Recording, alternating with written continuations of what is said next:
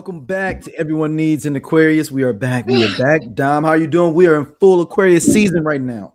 Yes, we are. Everyone needs an Aquarius. Oh shit! And then I was trying. I was like, oh, my mic is so far. I should probably move that closer. Yeah, that makes sense.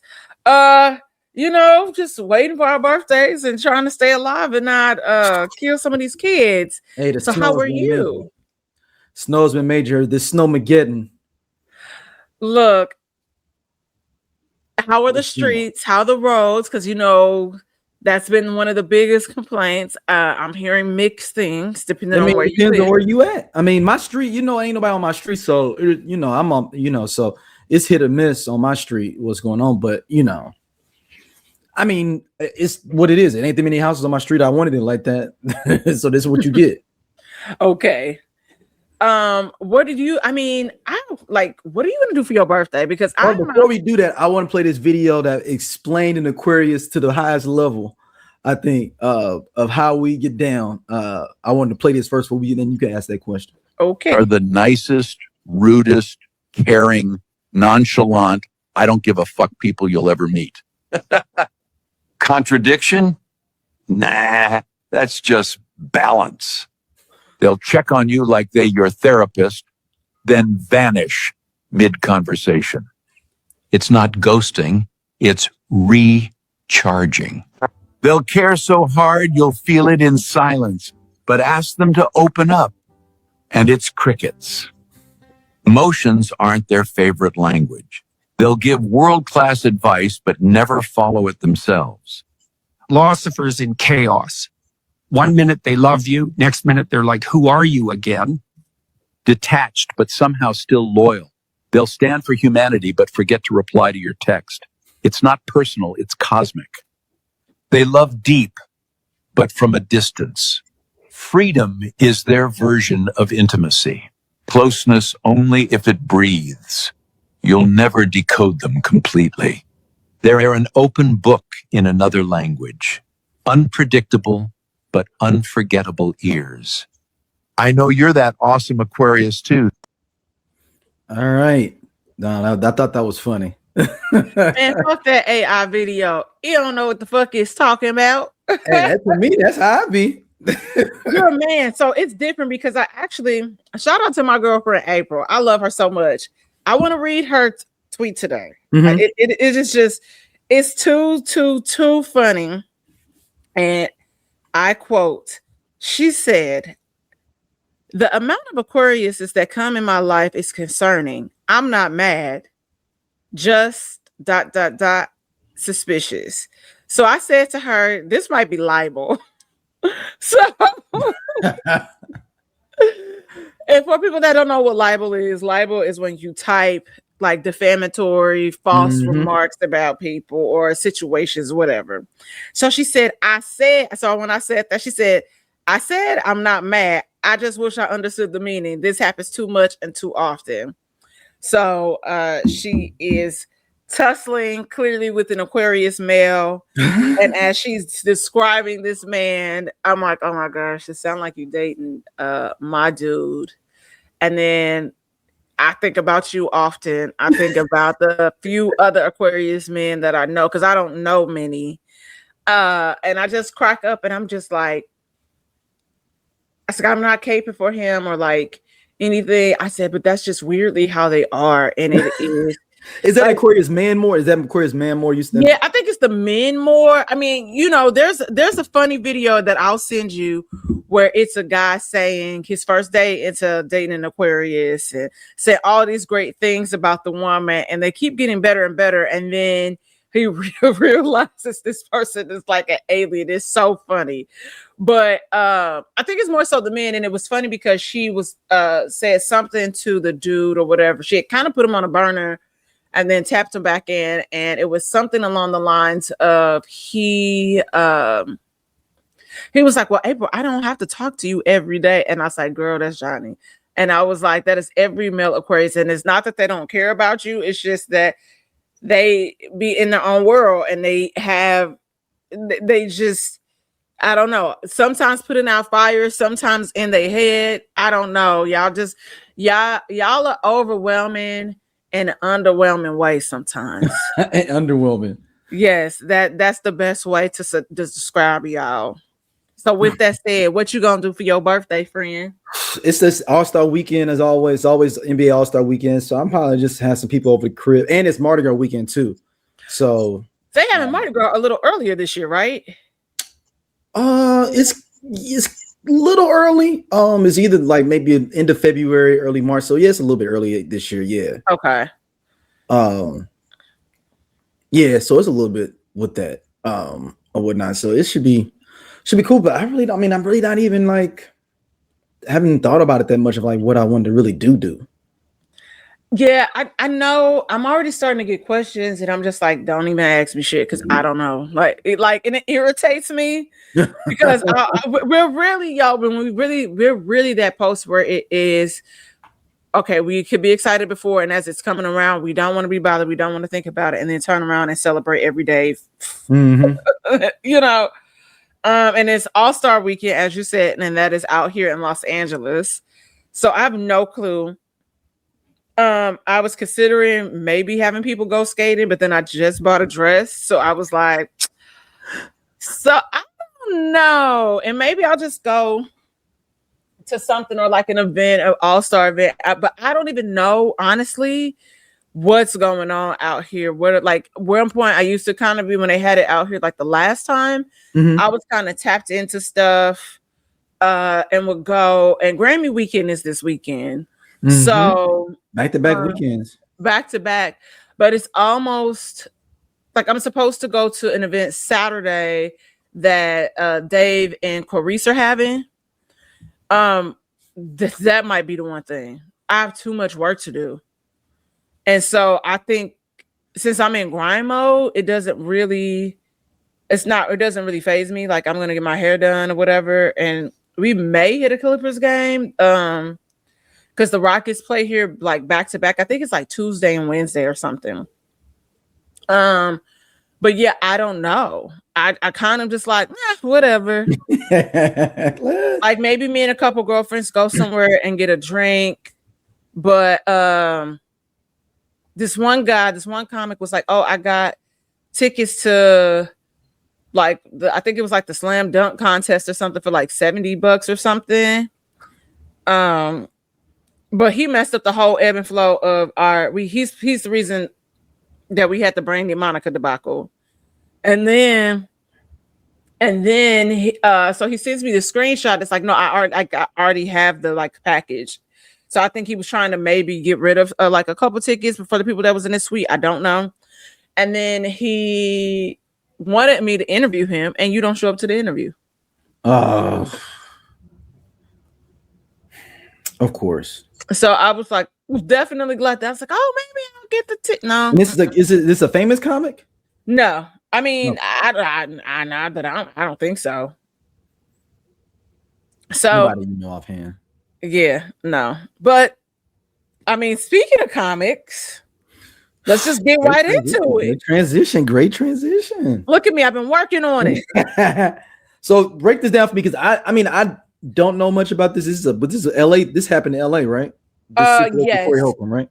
So there was a comic over the summer, a female comedian, where she posted a story on her reels, or created a reel actually, stating that she had been assaulted by Corey Holcomb, and it was her name is actually Cristina Payne. And I never always believe people until otherwise. You know, you are guilty until proven innocent. And so I think the story kind of got, I really don't know her, you know, and so sometimes stories kind of fall on the radar and get suppressed because somebody isn't as like well known as somebody else. And so probably with Corey having a bigger following, he was able to create a narrative surrounding this event and trying to kind of perpetrate as if it really didn't happen. Well, TMZ did their due diligence and finally obtained the footage. That ain't due diligence. Somebody just sent it. Whatever. Well, and again, like some months have passed. This happened over the summer, and so now the footage has surfaced where it does show Corey Holcomb putting his hands on this young lady, and fortunately, and I'm so happy, you see some other men come into this turn and put their paws on him, as they should, in defense of this woman.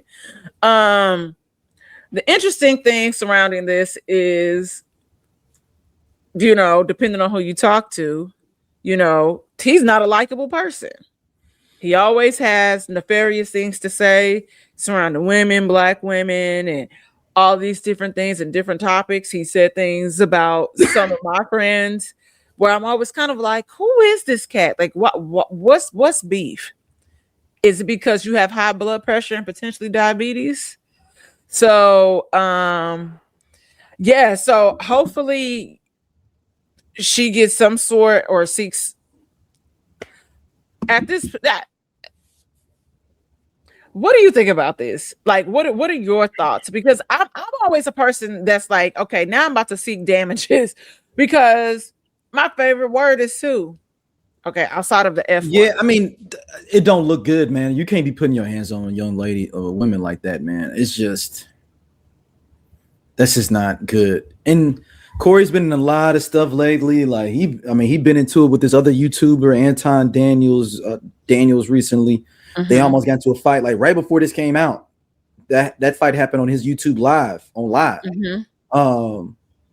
He's gotten to it with who we talked about last week, Ryan Davis. He's got into it with talking about. I mean, it's Corey is a funny dude, but he also is made potentially bitter about where his career has kind of went in his his trajectory. Get it twisted. This dude sells out shows all across the nation, man. That 5150 crew he got, man, is big. Like those people love Corey Holcomb, but maybe he knows he's plateaued to just being a working comedian, which is nothing wrong with that. But some people may have thought he was supposed to be bigger than that.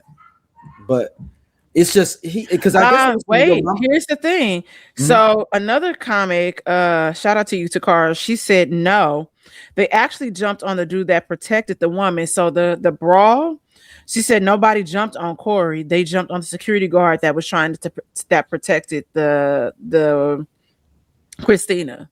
So that's actually what happened. So the brawl is actually Corey's not in it. That's what she said, and she would know based on her intel. She's a pretty big household name, and so yeah, I guess that was his crew. So it's still, but still, I'm still happy that there was somebody that stepped in to look out for her. Yeah. So you said, what were you saying about I don't even know. Like I don't understand the situation. It was supposed to be he was performing. She claimed it was some innuendo going on. I don't know. I just know that you can't be trying to put your hands on women, though. In general, that's just a cardinal rule to me. Like I mean, it's gonna be hard for you to tell me anything besides if she was trying to hurt your child or something. Do you? Okay, so and I swear I'm not trying to be shady or anything, because like there are certain things like I didn't even know he had like a crew of people. Like you was talking about somebody like 5150 is like 85 South people, like how they have a group of people that he's got a pocket. I mean, his lives be having 21,000 people in them every week. Oh wow. Yeah, and then he sells out shows like he'll go, like I said, he's not doing arenas, he's doing your Funny Bones, your Heliums, your Laugh Factories, your what's another one that's big in what's the one that's in Ontario, but they got a whole improv. He's doing those and selling out the whole weekend. Or doing like your improv like in Addison, Texas or something. And he's selling them out the whole weekend like that. And they call it 5150 crew because 5150 is saying you crazy. That's the listing. What does that mean? The listing for crazy, like insane. Like when someone's 5150. It's a code. It's a code. Okay. Yeah, there's someone. Sir, I've called that number every other thing except the 5150. So that tell you all you need to know right there. But also, I think it's people got to keep their fucking hands to themselves. They go like Okay, so I'm going to read it to you directly. A 5150 refers to a section 5150 of the California Welfare Institution Code, which authorizes a 72-hour mandatory psychiatric hold for adults in mental health crisis. Okay, yeah, I know it's a 72-hour hold. I've have, I know people that have. But that's what 5150, and that's he named his show that. There you go. Oh, that tell you everything you really need to know. Yes, he's crazy, man. I mean, where is he from? Chicago. From the Robert Taylor Projects, I believe. And if you're proud to name your podcast that, you need to pay the lady and lay on the couch. Like he got into it with Godfrey, the comedian Godfrey, who's from Chicago too. Like it's just been. I know Godfrey probably laid him out. Oh, you got to see him. You got to see Godfrey do the impression. I don't even know half the words that Godfrey said. you got to see Godfrey do them. Godfrey's great at impressions. Corey, yeah, hilarious.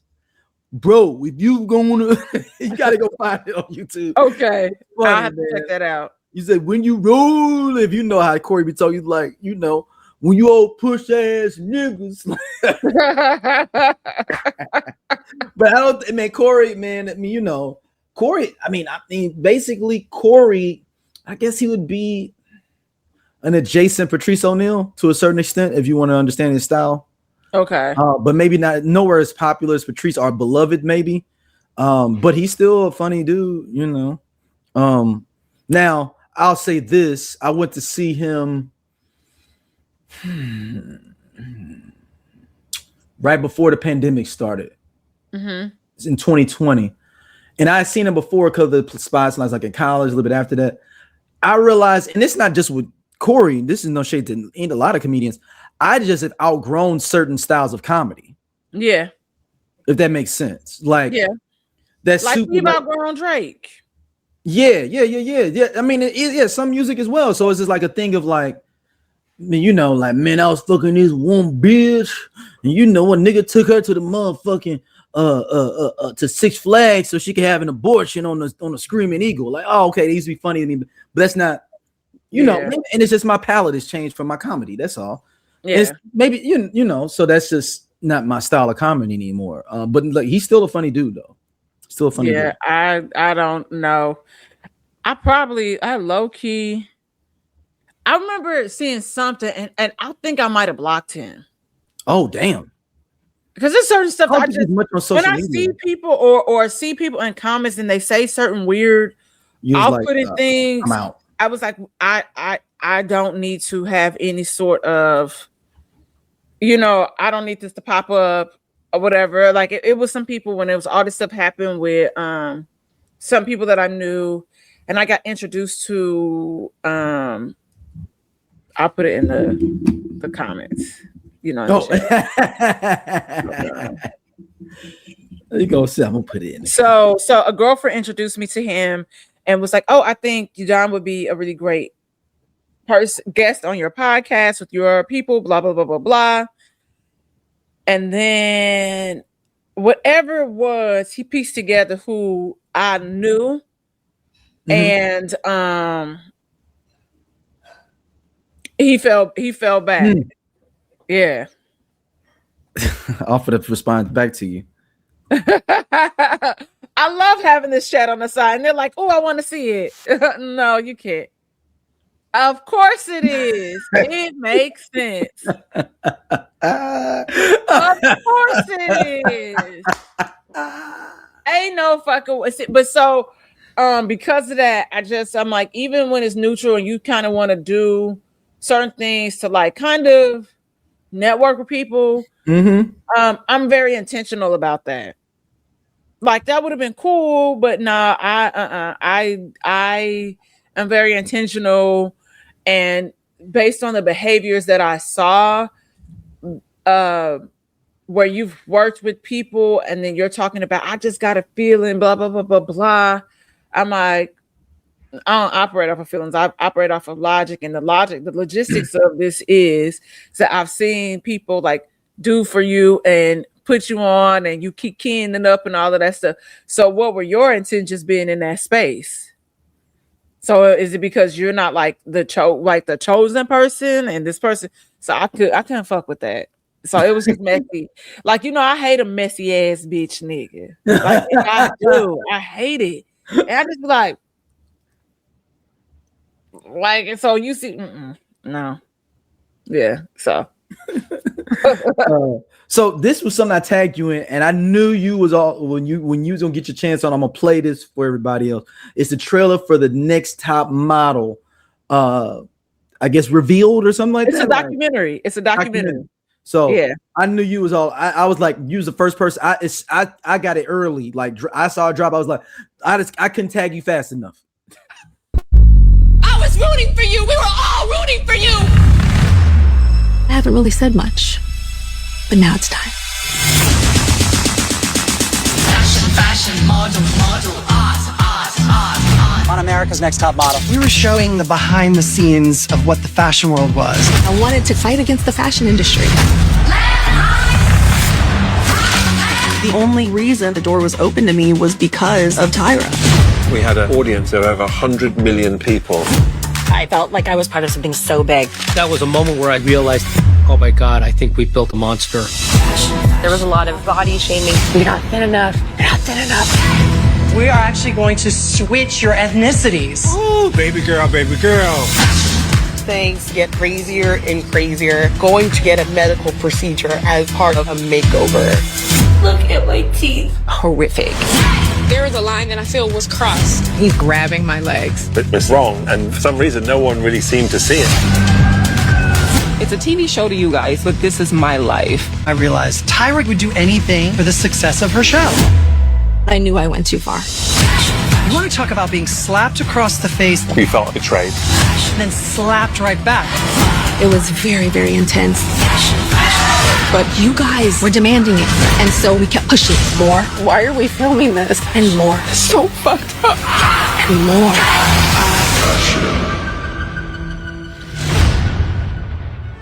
All right, Dom. What did you think? Well, I mean, so many different thoughts where I am really weird. Like I'm such an Aquarius about this, right? And I mean from the sense of like sometimes we play devil's advocate, right? And so I actually auditioned for a top model when they went to Champaign, Illinois, and made it like through a lot of rounds actually. So that was cool, to see kind of what casting is like, how they how they look at you, how they engage with you. But I here's the thing, is like we're from a different generation. So it's kind of how we talk about comedy too, from the standpoint of people becoming more sensitive, people want to cancel people. You can't say this, you can't say that.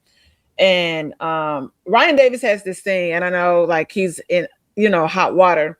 But he's like, if you're funny, it's funny, regardless of how controversial. The I Only Listen to 90s Music podcast is a show for 80s babies who were 90s kids. If you were a No Limit soldier, then this is your show. If you believe that Cash Money is not an army, but was a Navy, this is the show for you. If you and your friends ever tried to sing a song written by Escape, In Vogue, Shy, or Boyz II Men at a talent show during middle school, this is your show. The I Only Listen to 90s Music podcast is a bunch of 80s babies talking about all the songs and things that we loved when we were kids and teenagers. So if you went to the skating rink and you were at a lock-in, this is the show for you. If you think that Tevin Campbell was the original Prince of R&B, this is the show for you. If you don't understand the conflict between Monica and Brandy, but you're kind of on Monica's side and understand why Brandy got punched, this is the show for you. Make sure that you tune in, subscribe, click the little subscribe link. We're here. We're going to talk about all things 90s music. This is the show for you. It could be if the person delivers the joke and they're funny, they can deliver that punchline. it flies. So I think what has happened is that people have gone back, and then you now have Gen Z that have gotten a hold of Top Model. And during that time, Top Model was kind of like fashion, kind of meets Fear Factor to a certain extent. I was telling this to my sister. Because you have crazy things like Fear Factor where they have people eating cow balls and laying in a pool of snakes and all of this stuff. Real World Road Rules. You have so many different reality shows, and everybody is trying to get the top ratings. How far can we push people? How can we push people without necessarily going too far? Like just the tip. Like if we could, how far can we go in? And being a fan of Top Model, watching Top Model pretty much up until like mid to late college, college. I can see how people looking back on it can say, "Oh my God, Tyra needs to be canceled." Blah blah blah. They did this, they did that. But then on the flip side of it, I'm like, it's reality TV, and so they're going to do things. They're going to cut things. They're going to edit things that make it. They're going to add the soundtrack to make it a big deal. And one of the episodes we talked about last night was when there was a season where they did the seven deadly sins. Mm-hmm. And so what they did was they pretty much put you in the ground and they shot you from above or whatever, depending on what your sin, and you did whichever sin. So this one girl, her friend, I think might have overdosed or something and died. And so now you have this challenge where they put you in this grave and you have to perform this photo shoot. She was having a hard time, a panic attack, all this stuff about this. I get it. It makes sense. Do I, so I empathize with her in that, but also on the flip side, I think of it like you didn't have to do it. And I know that sounds messed up, but I'm like, your limits. Yes, you want to win, but I also look at stuff from, hey, you got exposure. You can be able to go take the pictures, finesse that shit, and do your own thing. Because if we being for real, the most notable winner is Eva. And like Yaya didn't win. She lost to Eva. That was I thought Yaya was the year after Eva. They was in the same season. Okay. So Eva won.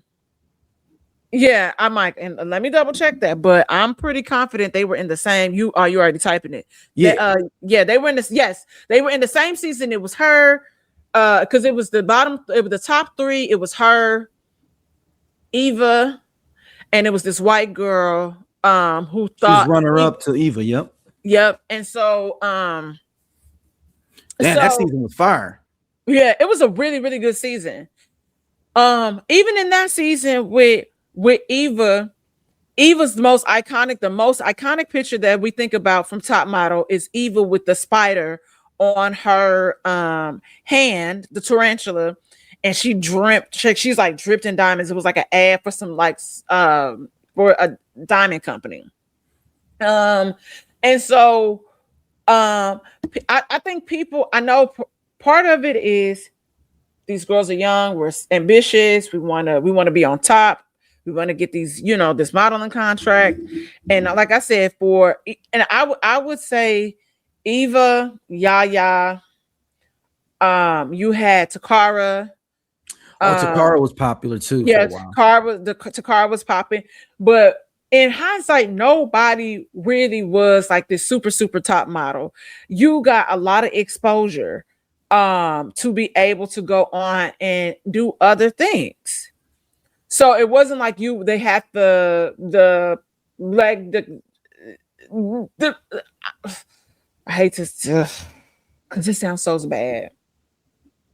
But none of these girls' careers even kind of touch Tyra, I mean, you wouldn't gonna touch Tyra though. Yeah, you know, but I'm just saying, like, but that's the concept. I'm on the show. They have this big contract with Ford or IMG. I think it was IMG models or whatever, depending on the season.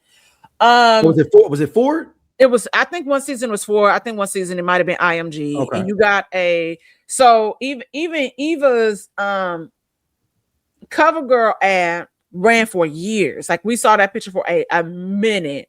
So I don't know how she, you know, how they worked it out, how she got paid, blah blah blah blah blah. What the deal, the contract, because you know, but you know, so it's kind of in that weird thing. And I remember, so the girl Kenya, they said she gained weight, and then they had some shoot like they was like in Africa or whatever, and they dressed her. They were doing different animals. They were dressing them as different animals, and they dressed her as an elephant.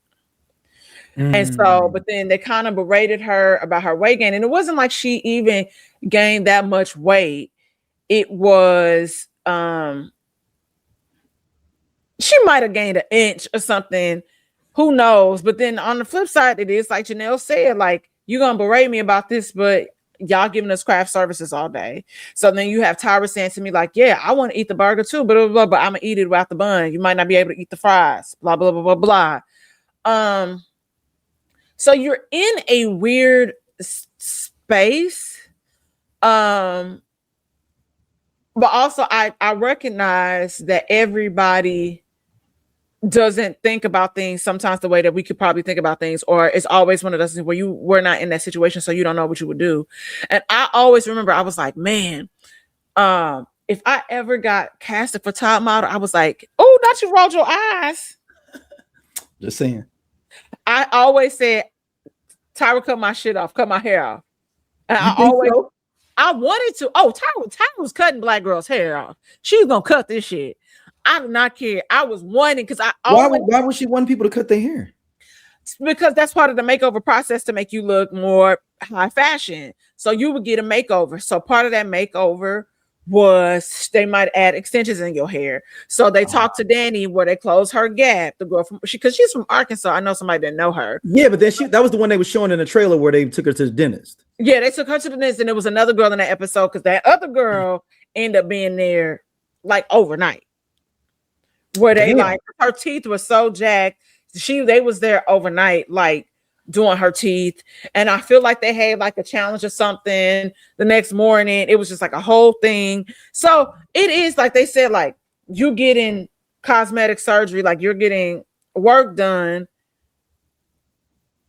as a makeover for this, but it's either we gonna do it or you gonna go, but you gonna go on a go see to all these agencies, and they gonna tell you come back when your teeth are done. There was another model that happened to, and she wasn't even on top model. I remember reading that. I think it was what's the model that used to go out with Nick Cannon? Selena Ebanks. I believe that happened to Selena Ebanks. They told her she needed to get her teeth done or to get braces. Come back after she did. She came back. So so it's like a weird thing, but it's just also kind of knowing how crazy and toxic the fashion industry is. It's known information, you know. So it are those things that you want to put yourself through. And I think the hard part about it is Tyra saying I wanted to change. The girl Danny Evans won year 6. Yeah, she won. Danny won. So it's one of those things. It's like the devil, you know. And so for 4 decades, even prior to Top Model, you know, Tyra and them, yes, were thin, but they were like Linda Evangelista and all them. They were like not like thin how it is now, you know, like they were air quote curvy, curvier. We gonna do air quotes on that, but it's a weird thing to even be in. So, you know, even now, like wanting to get back out there, and yes, I'm older, wanting to do commercial and print. I was like, I have to come correct, like, you know. And yes, now they sign all types of different, body types and all that. There's all this body positivity that's happening, but we're also in the same breath kind of seeing it go away. So I think the issue is that Tyra again said she wanted to change the fashion industry and kind of make it a little more realistic, but you're not doing that. Like, you are kind of feeding into those stereotypes a little bit. Like they said, you are not small enough. I remember when Takara, when she stayed on the same season with Eva, and when they walked in to meet, they make you walk in like a swimsuit or whatever, or like lingerie. And I remember Miss J said she pulled out those puppies and they were full grown dogs. Like talking about, how big her breasts were. Yeah. And then when you see, like, Takara really wasn't that big. She was like a size 8. No, she wasn't that big. Maybe a 10, maybe. So it's like, y'all say this, and then y'all do like the stuff that's totally opposite of what you feed it into the narrative and the stereotype.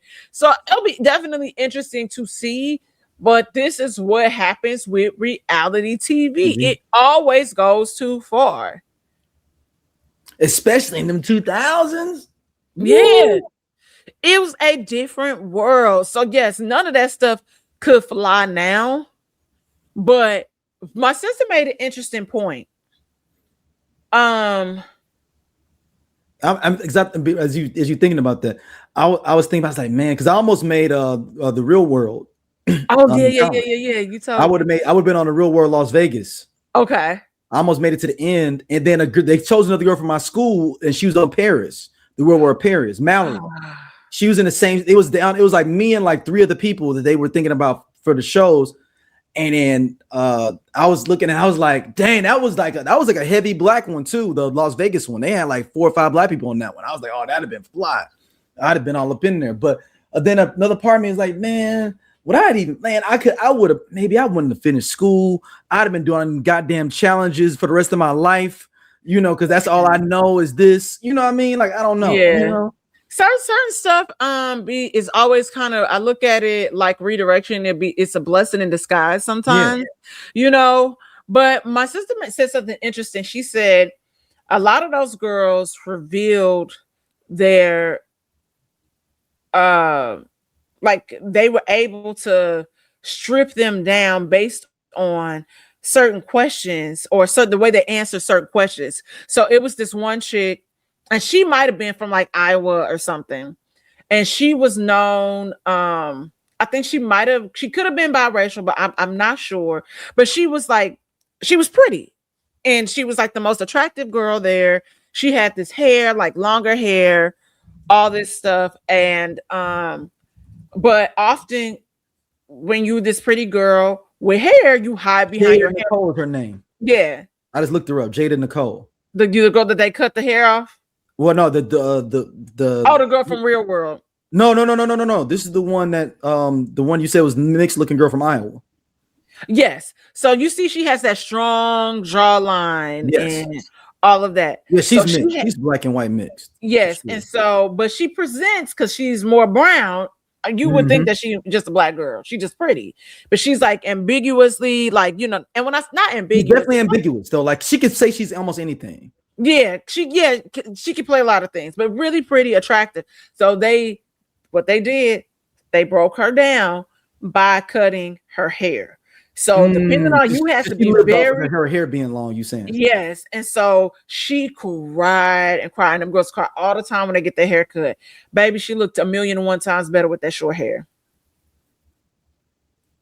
But it was an insecurity to her though. She it was low because she was hiding behind that hair, and she rested on that. But you have to also think, a lot of us do that. But and think about how, like, even in Black culture, hair is a thing. It was a big deal when I cut my hair off. I was always taught that hair holds power. It makes, men love hair. And I was like, I don't give a fuck. Like, you know what I mean? So it's great. It's interesting. So I'm really interested to see. I say all that to say, 1, I stayed here too long rambling. But 2, it'll be interesting to see Tyra's response to this, like everything. And of I mean, course, he's in it. So I mean, yeah, she's in it. And I think there's like another documentary coming, if I'm not mistaken, either. is that the more scandalous one? I don't know, but I believe Oh, I'm Tyra. looking at her short hair. She looked way better with the short hair. I told you she looked way better with that short hair. She looked fly. The other one, she just looked kind of, I mean, she looked ambiguous. Like it was fine, but she looks fly though with this short hair. She looks like a little bit a skinnier version of Nicole Murphy. Yeah, or even kind of mixed with like a little bit of Halle Berry because she has those darker eyes. Yeah. She ain't got no body though. She's skinny as hell. Yeah, she was skinny, but it made her so. And I don't know if she just went home afterwards and just never tried, but I think an agency would have definitely signed her. So, she started at 8. She was at 18 in that shit in 06. So that means she's a year behind me. So she 30, 37 now. Yeah. But we shall see. I'm gonna do a whiskey sour episode about it. Oh yeah. I already know. As soon as I saw it, I was like, I couldn't click fast enough. I was like, I already know that she gonna want to see this, baby. Yeah. So yeah, man, we'll move on. So, what is going on with ICE, man? Like this ICE thing's getting ridiculous at this point. I'm gonna play this video from a Marine. He's talking about, and he's just like, he don't understand what's really going on.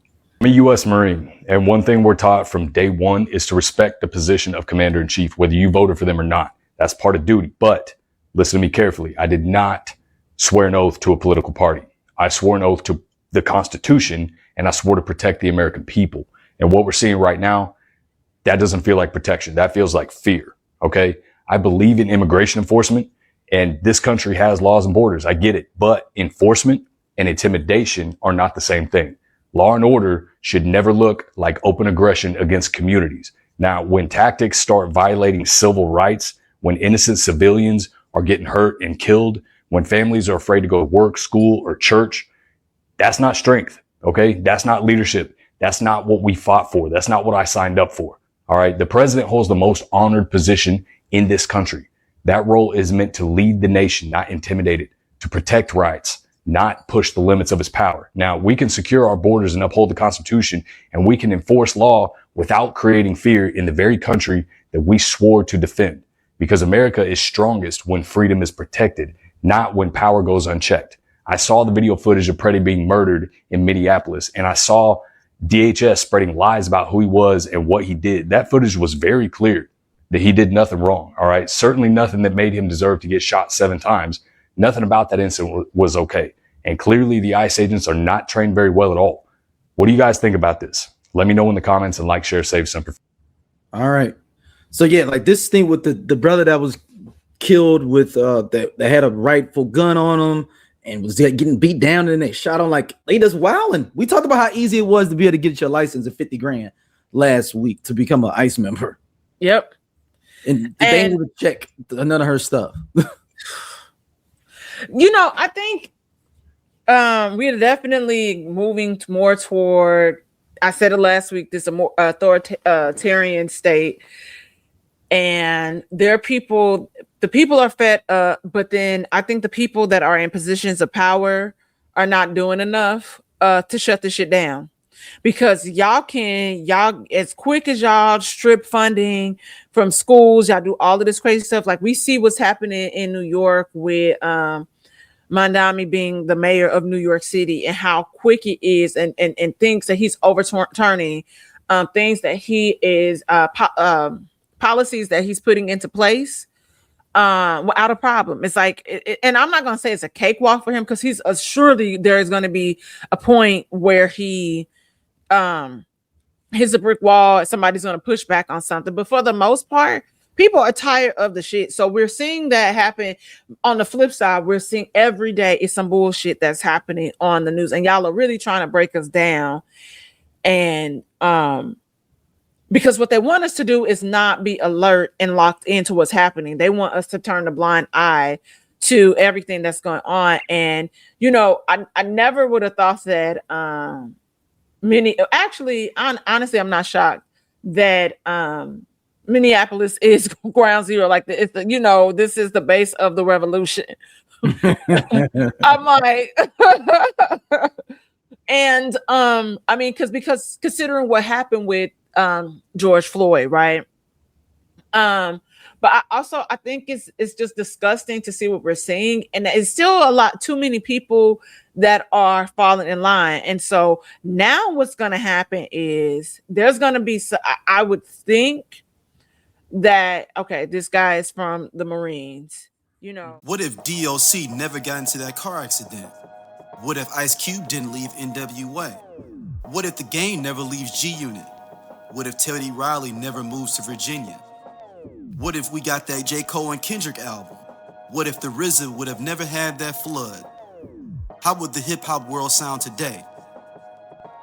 Welcome to Hip Hop What Is, the podcast where we dive into the biggest what could have beens in hip-hop history. From iconic album delays to game-changing partnerships that never happened. We reimagine the culture we love and explore its alternative paths.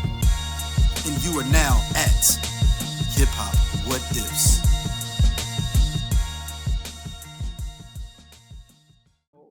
There's going to be a point where I think the National Guard, the Army, and all of them are going to be called out, but then they're not going to be on the side of the government, where it is this uprising where we have to take back the country. And so that, and I say you don't want that to happen because that's going to start a whole bunch of other things, but it needs to happen. This is ridiculous. But then this goes back, there's the whole conspiracy around him, stealing the election. Elon Musk said what he said. That's always kind of been the understanding that the Republicans have stolen the election. And we already knew what Project 2025 was going to be. And they said I think 30 or 40% of what was in that, I'm about to call it a pamphlet packet, has already been executed. Right. And so it'll be interesting to see, what will happen in these next few years and by the end of the year. Because there's no way that you think that you can go somewhere and strip people and pull people out of their homes and then you killing innocent. This is ridiculous. Now, what is this, the third or fourth person? Because you had the guy that got killed out here in Northridge on New Year's Eve. You had the white girl, which, by the way, Trump is trying to flip that and say, I feel really bad that she died because her parents are fans of mine. They voted for me. Why is this even about you? Yeah. Yeah. And so it like I always say, it feels like we're in a game of The Sims, because it's just craziness that's happening. And it's just really unfortunate that this is the state of the world that we're in. But in order for things to change, you kind of have to watch, let the motherfucker burn. Like you let it burn. Yeah. I mean, it's just and it's crazy that it's Minnesota too, man. That's what he's trying to I'm gonna do one of the most liberal cities, let me do something there. Fuck around. And I'm not saying that they couldn't get away with it in other cities, but I would love to see them doing this in St. Louis, Memphis, Detroit, Chicago. They tried in Chicago, but they couldn't get it in like they wanted to. They couldn't get in like they got pushed out here. That's what I'm saying. So I was so it's gonna be, but then I don't think that they were expecting, which is still crazy, given the entire thing that protesting, riots that happened with George Floyd.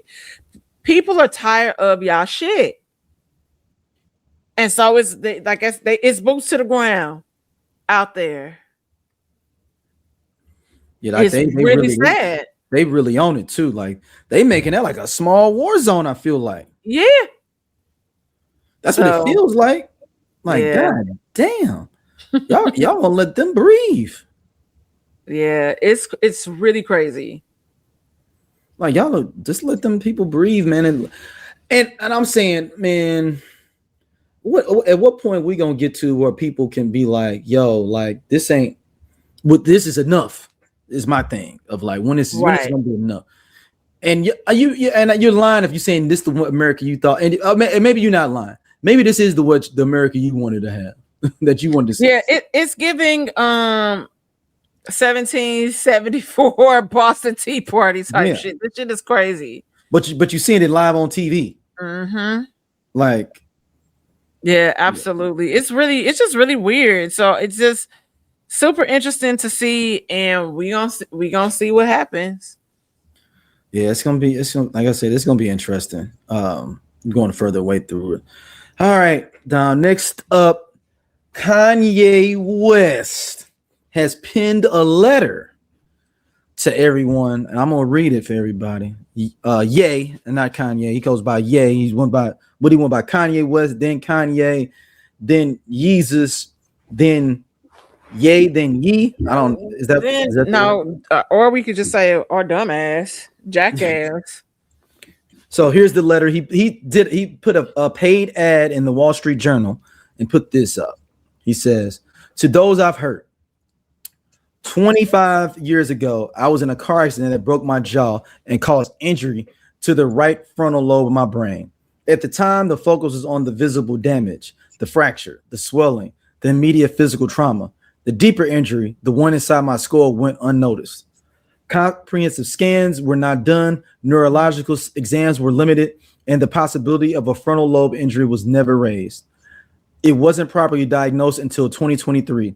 That medical oversight caused serious damage to my mental health and led to my bipolar type 1 diagnosis. Bipolar disorder comes with its own defense system, denial. When you're manic, you don't think you're sick. You think everyone else is overreacting. You feel like you're seeing the world more clearly than ever, when in reality, you're losing your grip entirely. Once people label you as crazy, you feel as if you cannot contribute anything meaningful to the world. It's easy for people to joke and laugh it off, when in fact, there is a very serious debilitating.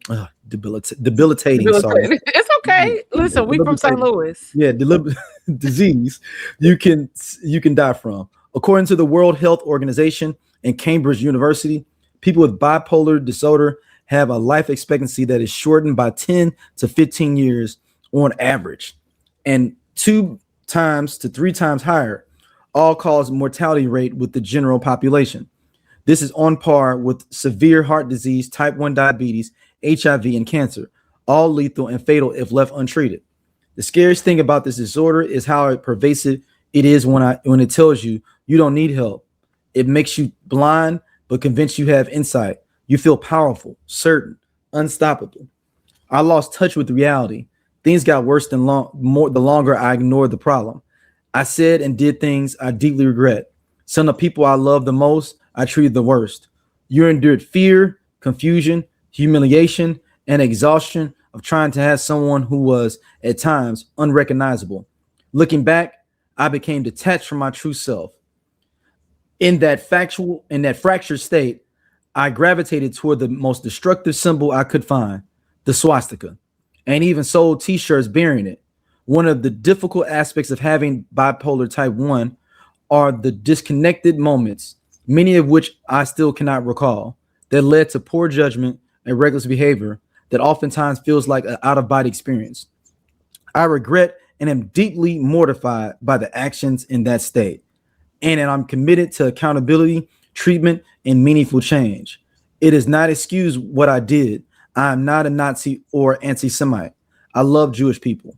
To the Black community, which held me down through all the highs and lows with the darkest of times, the Black community is unquestionably the foundation of who I am. I am so sorry to have let you down. I love us. In early 2025, I fell into a 4-month-long manic episode of psychotic, paranoid, and impulsive behavior that destroyed my life. As the situation became increasingly unsustainable, there were times I didn't want to be here anymore. It's the last part, y'all. Having bipolar disorder is a notable state of constant mental illness. When you go into a manic episode, you are ill at that point. When you're not in an episode, you're completely normal. And that's when the wreckage from the illness hits the hardest. Hitting rock bottom a few months ago, my wife encouraged me to finally get help. I have found comfort in Reddit forums of all places.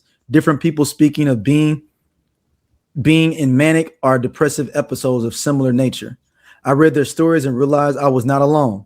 It's not just me who runs their entire life once a year, despite having meds every day and being told by the so-called doctors in the world that I'm not bipolar, but merely experiencing symptoms of autism.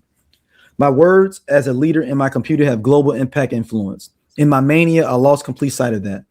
As I find my new baseline and new center through an effective regime of medication, therapy, exercise, and clean living, I have newfound much needed clarity. I'm pouring my energy into positive, meaningful art, music, clothing, design, and other new ideas to help the world. I'm not asking for sympathy or a free pass, though I aspire to earn your forgiveness. I write today simply to ask for your patience and understanding as I find my way home. With love, Ye. So what do we do when he has another manic episode? Well, I actually think he's trying to get over this. So what happened was, I don't know if you saw those influencers got jammed up in Miami this past weekend. Oh yeah. The Myron. That was like a couple weeks ago. Yeah, it was some. And what was the other? Andrew Tate. They were in a bus playing and online playing the Hail Hitler song, or they call it HH, in the car, and then got the DJ to play it at the club. Mm-hmm. And Kanye has been trying to separate himself from that music for a minute. And I think that helps spurn this on, because people was like, oh yeah, you did that, Kanye. And I think he may have been like, man, I'm trying to get away from that. I need to at least put myself out. So they're saying like, I'm disassociating myself with that. Yeah. I mean, he's going to need to he's going to have to campaign just as much as he did hurting black people, as much as he did. He got to do as much positive for black people as he did on the campaigns of hurting black people. He did that for years too. Yeah. So I need like going strong. You need to be at HBCU's homecomings, giving out scholarship money. You need to perform for free.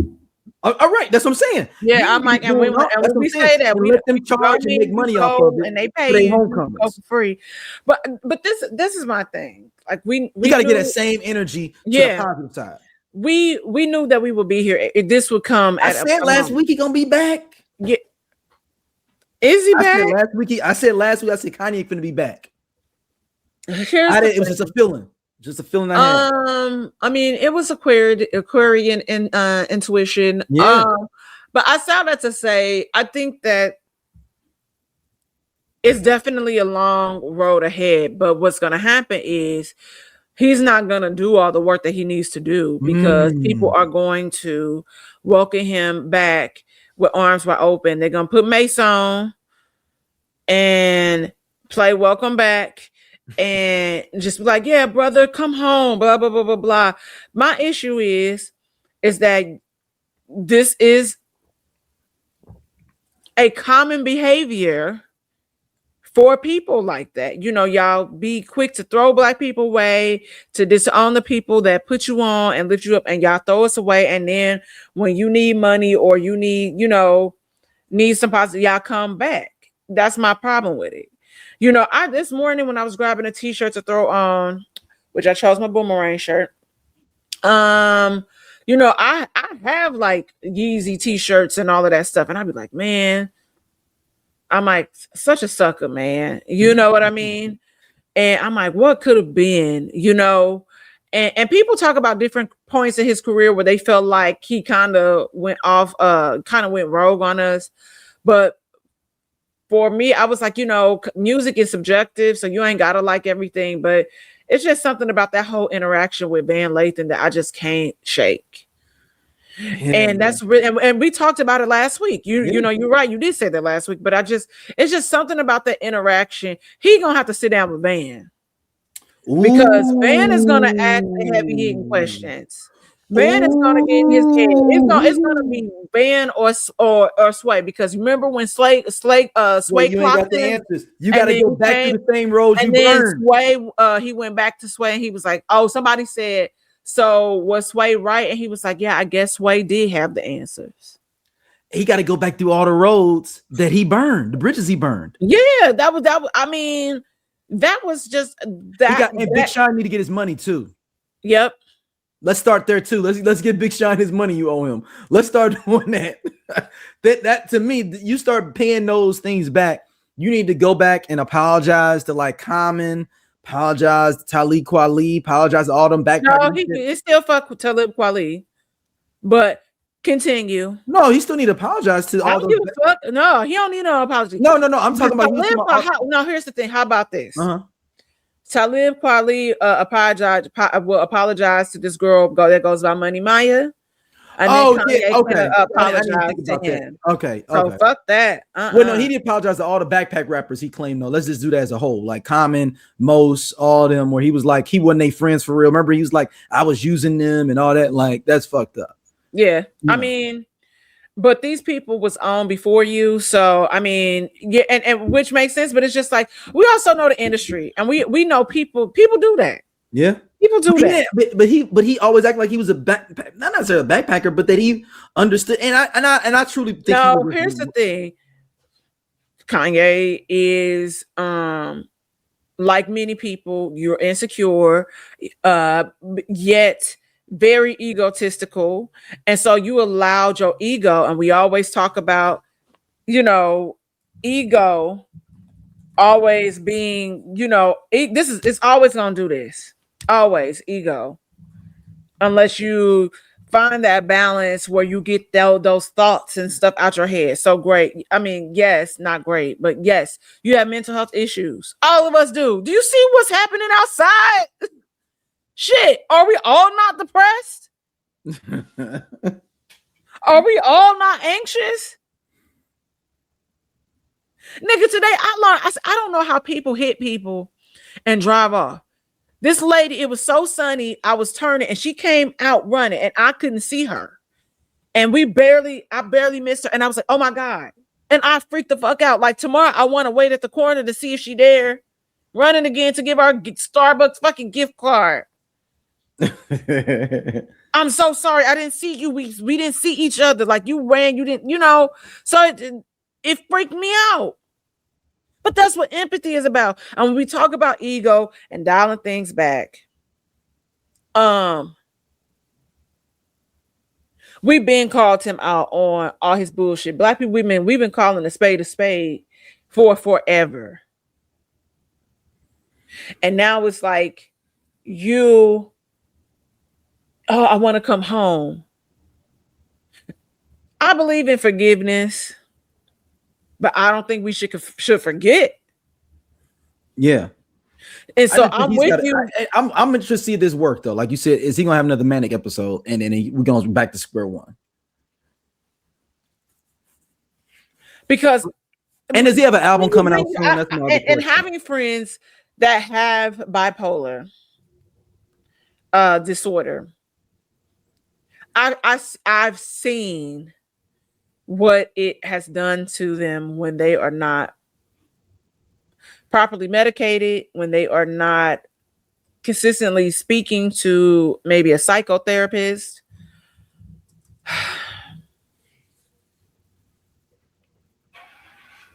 But does it make you, I'm trying to figure out in that mania, do you become prejudiced? You that's like, it made me think of like no, the Watermelon Man wouldn't be a good example. The Watermelon Man. That's a deep dive movie wise now. Everybody if you haven't seen it, you should go see it. Everybody ain't ready for that now. Yeah. But does it make you, because there were so many things that happened. So when we're not just going to talk about the swastika. Let's talk about him and the Confederate flag.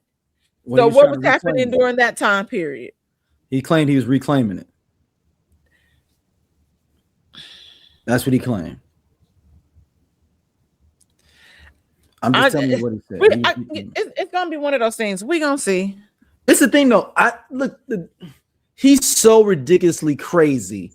What he was trying to do is some mad scientist shit that was some bullshit. And then what I mean by that is he basically believed that he could show the hypocrisy, and maybe he didn't. I'm just baiting for him, bumping for him, but like of just showing how ridiculous it is to be anti-Semitic and be all those different things. But he just is too crazy. I won't say too crazy, just not mentally in the right place, and no people are nuanced enough to be able to get what he's trying to say. And I don't think he did a great job at if that's what he was trying to do. So moving on to the next topic. Yeah. Oh, so with these last two topics, they're gonna be fun, y'all. I'm in my conspiracy bag again. I still don't believe in conspiracies, but this one is funny. This one is supposedly this random kid that's in Arkansas is Bill Clinton's son. He's black too. Hold on. I be telling people, I said, that's Bill Clinton's son. He's a Crip from Little Rock, Arkansas, but that's my homeboy. So everyone knew in Arkansas who Danny was, and everybody know Danny. Everybody know that's Bill Clinton's son. I fuck with Danny though. He a good nigga. Yeah, he seems nice. Mm-hmm. Yeah, and he just wants like the truth to be told. He just wants the DNA test to be done, and I mean, he looks just like that. Man, that nigga look just like Bill. And Bill used to live in the middle of Little Rock, right there by goddamn East Safeway. Yeah. Damn. I believe it. When I seen him, I said, God, when they introduced me, they said, that's Bill Clinton's son. That nigga turned around, I said, God damn. Sure is. I believe it. I just gotta believe he it. He looks like Bill, more like Bill Clinton, a kid than Chelsea. I know. I believe it. I don't know what it is, Dom. I'm with this conspiracy theory. But they always said that he had a thing for the sisters. Yeah. So I mean, not shocking at all. But I mean, that guy looked like him. And here's the thing: it is why was she so specific saying right by the Safeway? But here's my thing: I think devil's advocate. I don't think that you should be able to refuse a DNA test. So there's this huge controversy. So think about the whole, but you got to think about how many people would just be filling in lawsuits for like celebrities and people. But here's the thing. So think about the whole thing about Jay-Z and that boy. Yep. And that they've been saying is Jay-Z's kid or whatever. And if they ended up finding out it's not. He did it. They did it. No, they didn't. He never did the DNA test. No, they had another family member do it. Wait. Well, how they did a family member did it, not him. So there's like basically say family association. Like, okay, this is a family member. We can proceed with this process. So I never saw that. Hold on, let me pull it up. So, but I'm just like, just like how he was quick to say the whole thing about the people, the ambulance chaser attorney. And he right. Our boy. Yes. Hold on. And he was like, go file it in criminal court. If you thought I did this, blah, blah, blah, blah. I feel like that's the same energy you should have had, where you just should have been like, this is not my kid. I'm going to take this DNA test. So Tony Busby. Tony Busby. So you can move on with your life. And so it's not a thing, because it's always going to be a conversation of, what is this really his kid? I didn't think they looked alike, but people were like saying that they looked alike or had similar features. So no, he didn't. No, nobody in his family did take it. That's why I was like, no, Jay-Z had that thrown out again, and now he can't even try him for that, like do another suit. So did you? But it could get ridiculous. So think about it, because he had been consistently. That particular case had been because yes, it is a request because it was a request, and it kept getting thrown out. So think about it from this perspective: when you're going to file child support on somebody, and I don't know if it's just how it is in Missouri, because that's the main law that I know. You have to take a DNA test. So unless I think it's something like, unless you sign like the birth certificate or something, it's like a whole thing with that, because even there have been things that have happened crazy where DNA has proven that this isn't the father's child. And because Jaquan talks about that, how he still was paying child support for a kid that biologically wasn't his because he signed the birth certificate. So it's a whole process you have to go through to get removed from the birth certificate. So I started to say, like, if you think about it from that perspective, I'm like, people should not be allowed to. But I mean, but it also maybe it'll. No, it won't. I was gonna say maybe it'll teach men about safe sex, because so you think that they should be able to just able to file lawsuits on because you it's not it wouldn't be so I gotta keep doing DNA tests. It would not be a consistent thing. You should be able to, once you bring your ass down to the court, this is the date, we swabbing this and we can move on. Do you know how much time what if I'm busy? I got a doggone thing. No.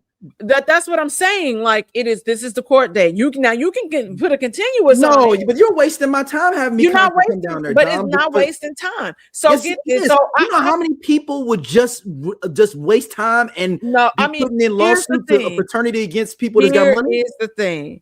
So we see it happening now, even still. Like look at Stefan Diggs. Yeah, but those been his kids. No, they ended up being his kids. So he ended up, so that girl put that court order, and then he likely went and did that on his own because it had made the news, and then it got withdrawn because that means you can right now go in there with a baby. If let's say hypothetically, okay, if it's his kid, he probably like shit. That is my kid, so I'm not a deadbeat. Like I'm gonna take care of my fucking kid. I'm just a hoe. Like that's one thing I can vouch for. Like I'll be outside. Do I wrap it up all the time? Nah. So let me just get this over with. Let me not because how many times is too much though, Dom? Like, okay, how many times can somebody do this? Because think about but that's what I'm saying. You cannot now because I can go for random states. That means I gotta go to different states. No. You should only be allowed to do it in your home state, and that's it. So if it's in the state of Arkansas, that's it. Like, but okay, what if I'm a person? Let's say I am Jay-Z. Okay, so here's the thing. If the state of Arkansas proves that you are not the father, why are you going over to? That's not how DNA tests work. No, I'm saying that if I'm just in Arkansas, I could just put in a lawsuit. So now Jay-Z has to go show up in Arkansas, then I got to go show up in Oregon, then I got to go show up in New York. Like, no, that's wasting my time. I'm Doja. They sleep. Yeah, we part of Just Posted Podcast, man. The best show on this network. Come on, check, though. Seriously, man. Just Posted. It's just me and Doja sitting back talking about what the fuck going on in the world and the streets. We said labor of love. He said labor of love. I ain't say that shit. Shout out to, you know what I'm saying, everybody coming to watch, though, man. We really appreciate y'all. Holla at y'all later. Hey, man, this nigga just tall for no reason. I'm gone. And he do regular jobs. Don't forget that.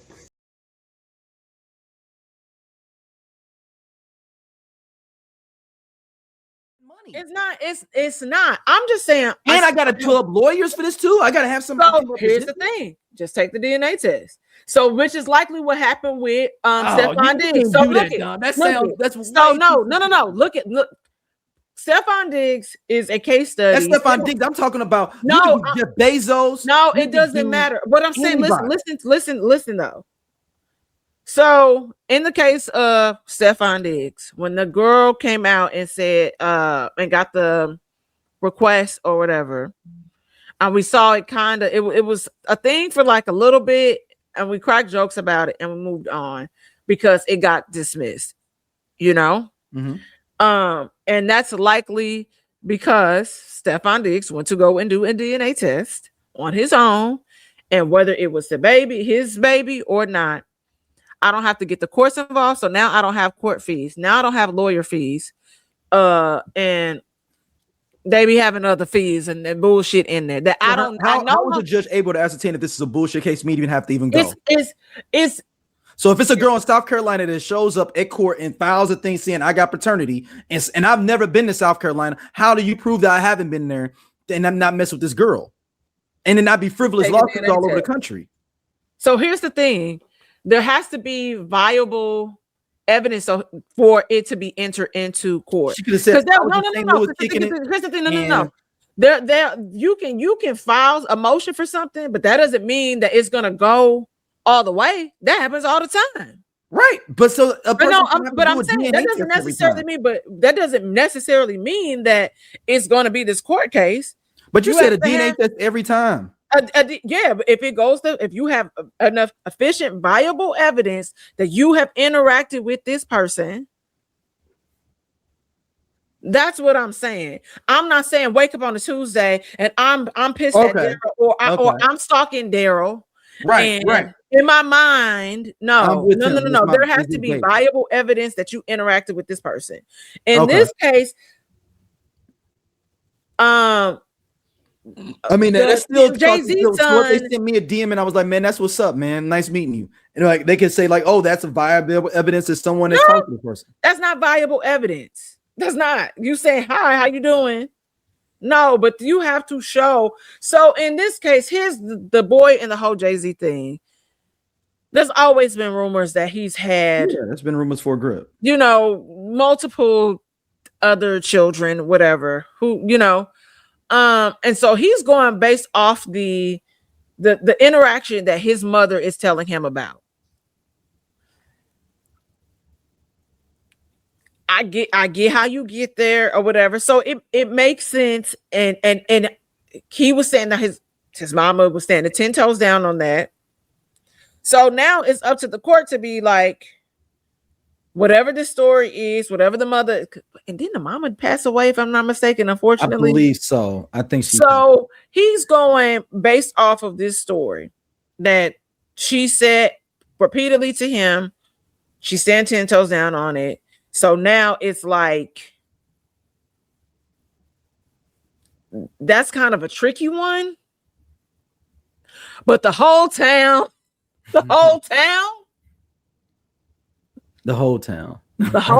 is saying, hey, I'm just saying. So that's all I'm saying. I think there has to be some sort of like viable like evidence or that would have to fall in line with that. And people and to be honest, people probably actually do it more than you know. People do it more than you know. And but also that is because of kind of how you can walk into a court and pretty much file anything. That's just the country that we live in. That really does happen. Because a lot of other countries, they talk about how they're like, yeah, it's so easy to sue or do this or that. You can't do that in other countries. It's like a whole parliament thing. It's a whole thing. So that's all I'm saying. Okay. Well, then we'll get with that. But then we're back to I think this is Bill Clinton's kid, though. I want it to be so bad. Just for if it ain't Bill Clinton, it's a first cousin. Somebody in the Clinton family. It's a first cousin if it's not Bill's. Man, listen, I feel like he probably has relatives there. Just go check it out and see. That's definitely worth. Man, all you gotta do is get one of them to drink something. One of them cousins that live there still, and be able to and take that DNA. What if I'm gonna say something crazy? Go ahead. And this is like crazy. What if Blue, because she sees all this stuff. What if, like, in the next couple of years, she's like 18, she hit that boy up and was like, let's take a DNA test. Like something just don't feel right. I don't believe she'd do that. I don't know. She's too much in the I don't know. She might not be. What if something happened and it switches up on her? Or what if she sees something? Or what if something just changes, like alters her reality? You know what I mean? But this is just, like I said, fun, hypotheticals. We can move on. But that would just be funny. Interesting. Yeah. Because you're just not gonna forget that. That's something that you're just not gonna forget. You're not. And it's so much out there too. And she's old enough. She's a year or two older than Xander, and Xander know everything on the internet now. That's all I'm saying. All right. Last up, Dom. Hey man, If you got your car, if you sold a car to somebody, or someone sold you a car, and then it was stolen immediately, wouldn't you be like, "Hey, man, well, I need my paperwork for my insurance, right?" Like, you just not gonna sell me this car, and I don't have no paperwork on it. Correct? Correct.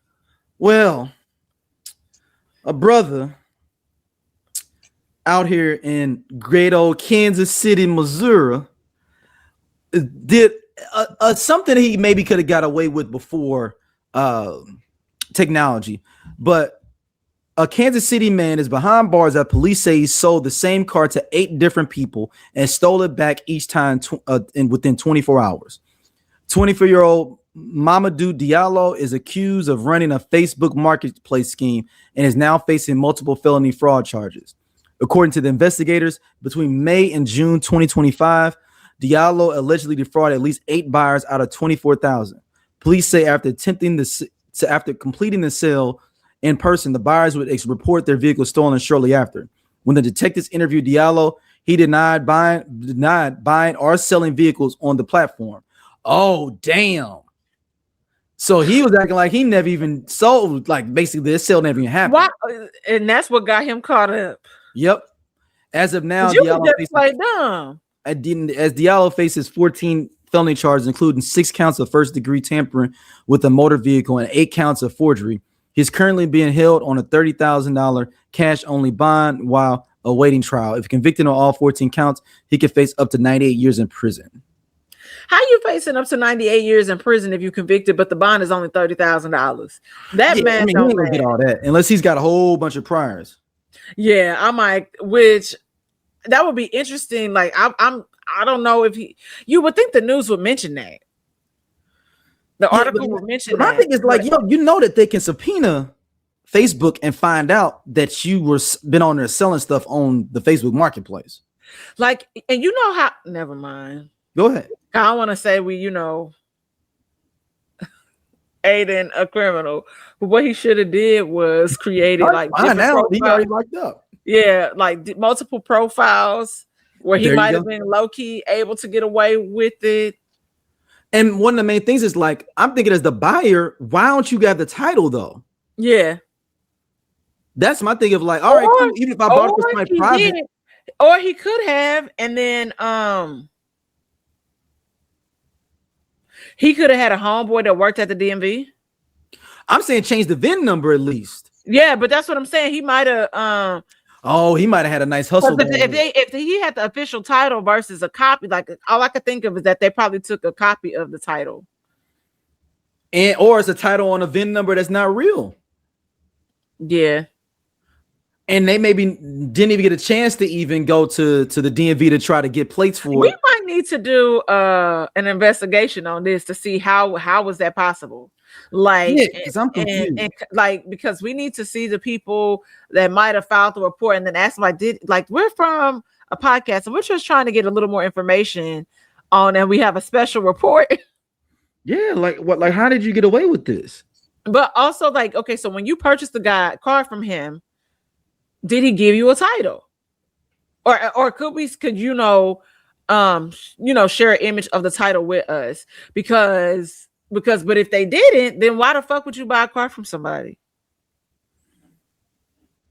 Because it's like you sign it over on the back. Like, so that's why I was like, you had to have like an official title. So maybe he had, or I mean, we live in the day and age, you can push it in Photoshop, you can ask AI. I don't know. It may not be the real fucking title. Yeah. That's crazy as hell. And then stole them back from you. So basically what he did, he just kept you didn't even wait. That's the part that makes it sus. Like, I think if he would have gave it a little time, like maybe a week in between. But if this happened between May and June, that means you did this over the course of a month. That means twice a week or once a week you was doing this. Yeah. Nigga, what? Hold on, I'm gonna play the news story real quick just before we leave. Because I gotta get more. I gotta hear some more details. Because this don't. He had to. You know what? I'm assuming he had to have done what you said, Dom, of like making fake titles up and just handing them over. Yeah, or he knew and stealing it back before you and get if somebody has to be working with him. Yeah, because he's still in the back before you get a chance to even go get your license plates. Mm-hmm. Hold on, here we go. Your excitement buying a car, only for it to turn to shock and surprise when the person who sold it to you steals it right back. That's the crime a Kansas City man is accused of on Facebook Marketplace, targeting 8 people. Prosecutors charge Mamadou Diallo with 14 felonies. Prosecutors say he stole more than $2,400. Tonight, KCTV5's Grace Smith joins us live from the Jackson County Courthouse to walk you through what you need to be aware of. Grace?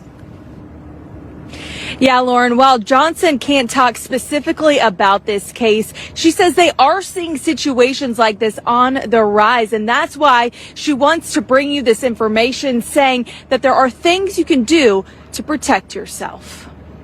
My message is to be careful. Jackson County Prosecutor Melissa Johnson says more scammers are trying to target you through sites like Facebook Marketplace. And as technology evolves, crime usually follows suit. That's why she says right now it's more important than ever to stay alert, especially when it involves any kind of transaction online. I'm not telling you do not engage in the practice. You just need to be smart. You need to be careful and you need to be diligent. I would just ask why. We've told you about situations like this happening across the metro. Back in March of 2025, KCTV5 interviewed this single mom in Overland Park who bought this car off of Facebook Marketplace for $2,700, only to have the seller allegedly come back the next day, steal it, and put it up for sale again. We're all already struggling out here to make our ends meet. Like, what makes you think that it's okay to take from someone else that's working hard? There is a responsibility on our community. Johnson says look for red flags. If it's too good to be true, it most likely is. And I will never be in the business of victim shaming at all. However, we do not want to add to our victimization or contribute to our victimization. Is it fair? Absolutely not. But is it what this moment in time requires and calls for? Unfortunately, yes. I talked with a few people today who say this happened to them. We talked off camera, but they said they felt violated. They want you to know that if you do go through with the sale, to meet at a police station and to always check that VIN number. Johnson says if you are scammed, to always report it. Live in Kansas City tonight, Grace Smith, KCTV5 News. Yeah, they did. I think they did exactly what you said. What you said, Don. Mm-hmm. He got someone on the inside, or he was just hustling people and then giving them a fake documentation. Mm-hmm. Yep. Who child? They getting crafty out here. Yeah. Where can people hit you up, Don? Y'all can find me wherever you social network at St. Angeles. Whiskey Soured is the podcast. I have some episodes coming out soon. And Stone Cold Freaks drops on February 16th. Woo! On my birthday. Yes. Happy birthday. Yeah. You've been asking, so I'm gonna, give it to you on your birthday. Bet, man. Thank y'all for listening as always. We'll be doing a live soon. This has been too much going on. It is the end of the yeah, week. We'll do it at the beginning of the month. We'll do it next Tuesday. Dang, the January kind of flew by. Yeah, it was a lot going on, and it's just been a lot going on. Yeah, we can do it, like next week. Yep. And we'll see y'all soon. Peace.